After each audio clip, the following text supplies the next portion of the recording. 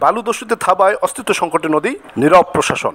চিরির বন্দরের কাঁকড়া নদী থেকে ভেকুর সাহায্যে দস্যুদের বালু উত্তোলন। দিনাজপুরের চিরির বন্দরের কাঁকড়া নদীর কোল্লাবাড়ি ঘাট এলাকায় অবৈধ পয়েন্ট সৃষ্টি করে নদীর তলদেশ থেকে ভেকুর সাহায্যে প্রশাসনকে বৃদ্ধাঙ্গুলি দেখিয়ে বালুদস্যুরা দীর্ঘ 1 মাস যাবৎ বালু উত্তোলন করছে।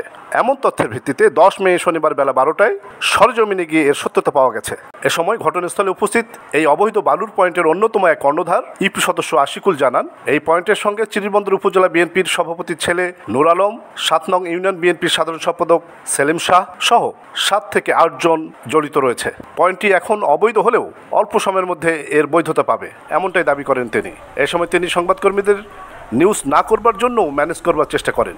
এছাড়াও নির্ভরযোগ্য সূত্রে জানা গেছে 7 নং ইউনিয়ন বিএনপির সভাপতি উজির শাহ ও একই ইউনিয়ন যুবদলের সাংগঠনিক সম্পাদক কালাম হোসেন এই অবৈধ বালু মহলের নেপথ্যের কুশীলব। বিষয়টি তৎক্ষণাৎ উপজেলা নির্বাহী কর্মকর্তাকে মুঠোফোনে অবগত করলে তিনি বলেন, সেখানে কোনো বৈধ বালুর পয়েন্ট নেই।